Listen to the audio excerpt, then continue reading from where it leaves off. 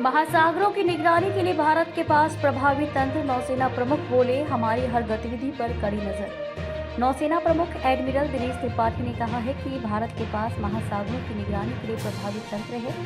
भारत इस बात से पूरी तरह से अवगत है कि कौन कहाँ है और क्या कर रहा है, ताकि ये सुनिश्चित किया जा सके कि देश के हितों के साथ कोई समझौता न हो। भारतीय नौसेना द्वारा शुक्रवार शाम आयोजित राष्ट्रव्यापी क्विज प्रतियोगिता थिनकियो 2024 के ग्रैंड फिनाले के बाद त्रिपाठी ने यह भी कहा कि भारत अपने हित के क्षेत्र में गतिविधियों पर कड़ी नजर रखता है। नौसेना प्रमुख ने कहा, चीन दुनिया के किसी भी हिस्से में जो कुछ भी करता है उसे करने दें। वे हमारे हित वाले क्षेत्र में क्या करते हैं, हम उस पर कड़ी नजर रख रहे हैं। हमारे हिस्से में ऐसा कुछ भी नहीं होता है जिसके बारे में हमें पता ना हो।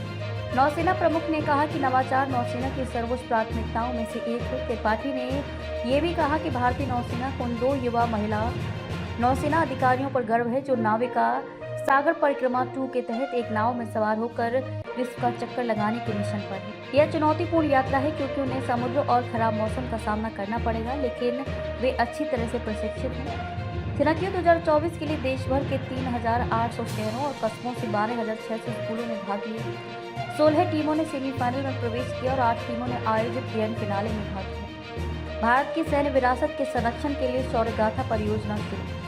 Chief of defence staff CDS general Anil Chauhan ने शुक्रवार को शौर्य गाथा परियोजना का शुभारंभ किया। इस परियोजना का उद्देश्य शैक्षिक कार्यक्रमों और पर्यटन के माध्यम से भारत की सैन्य विरासत को संरक्षित और बढ़ावा देना है। कार्यक्रम के दौरान जनरल चौहान ने सैन्य विषयों पर कई पुस्तकों का भी विमोचन किया। सीडीएस ने राष्ट्रीय राजधानी में वार्षिक भारतीय सैन्य विरासत महोत्सव के दूसरे संस्करण का उद्घाटन किया। रक्षा अनुसंधान एवं विकास संगठन डीआरडीओ ने रक्षा अनुसंधान में नवाचारों के माध्यम से आत्मनिर्भर भारत में योगदान देने की अपनी उपलब्धियों पर फोटो प्रदर्शनी का आयोजन किया। भारतीय सैन्य विरासत महोत्सव का उद्देश्य भारत की सैन्य परंपराओं, सुरक्षा और रणनीति के मुद्दों की समझ को बढ़ाना तथा आत्मनिर्भर भारत पहल के माध्यम से सैन्य क्षमता में आत्मनिर्भरता हासिल करने के प्रयास करना है।